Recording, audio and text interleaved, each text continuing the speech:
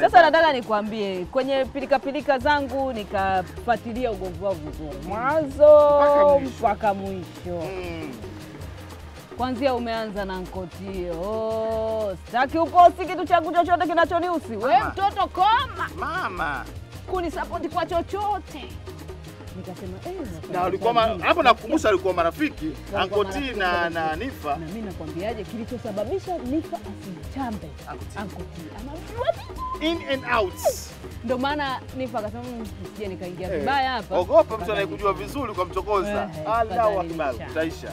Akaamua kuendelea na Resu, nasema Resu tumekutana kijijini huyu acha tumalizane. Tumalizana. Ndio sasa kwenye sakata zima nani ana makosa, nani yuko sahihi?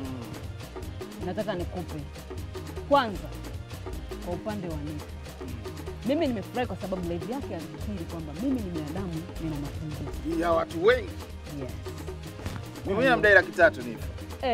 Umenikumbusha. Nifa aliniahidi. Yaani Nifa ana tabia kuahidi akiona kitu na trend. Nimeingia live niko TikTok pale niko live.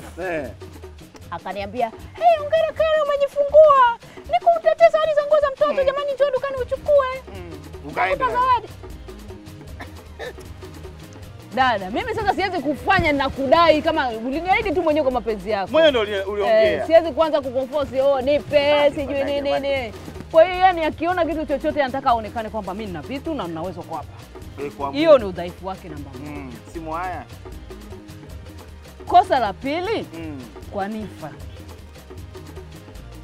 Anadaiwa. Yaani Nifa ni mtu ambaye ana madeni chungu nzima. Namdai 300 yangu ya promotion ile. Kama hata wewe ulipost kwenye account yako. Mambo yale ya Mheshimiwa Rais kingua nini ile kama kidi. Akatoa hela kwa watu. Mimi kanipostisha alafu simu zangu apokei. Kawaida yake. Ukimtafuta hakujibu. Ukimtumia message ajibu mpaka awe na shida na wewe. Mpaka awe na shida na yeye. Ndio. Sasa kosa la tatu alilonalo Nifa. Yaani ana tabia ya kushobokia vitu. Kila kitu kinachotokea. Kila kitu. Yaani vilikuwa vinamhusu, Ankoti kamgusa hajahangaika naye lakini kitu kingine kikitrend basi anataka na yeye awe na post amekuwa Karima story page ya umbea na tuwarabisha. Yaani vinavyoendelea. Vinavyoendelea tunapopost sisi wa Mbeya. Na yeye anachukua na post siku hiyo. Anataka siku hiyo. Sasa hiyo kwa mtu ambaye anajijenga fanya biashara mimi naona kiukweli yeye sasa yeye nikwambie kitu yeye anachoangalia nini? Anaangalia followers. Yule anaangalia followers, anapenda sana account yake. Yaani siku account yake zivotee kama sisi zilipopotea za kwetu zile kubwa. Tunamzika yule. Anachanganyikiwa.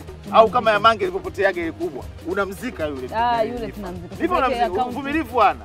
Kwa sababu kwanza yuko kwenye yani account yake iko kwenye riski kubwa kwa sababu anaposti vipodozi. Na kitu ambacho Insta hawataki vipodozi.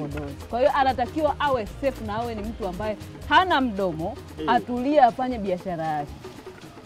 Hizi posti unaona kafungiwa amesema amefungiwa live. Amefungiwa live ndio kosa onyo hiyo. Kwa sababu ameshapewa maonyo kibao kuna posti ambazo zinafutwa kwenye account. Sasa kama mdogo wetu tunamshauri aachane kabisa na mambo ya kushubukia vitu kwa sababu yeye ni mfanyabiashara. Ile account ikipotea atakuingiza kwenye stress mbaya sana.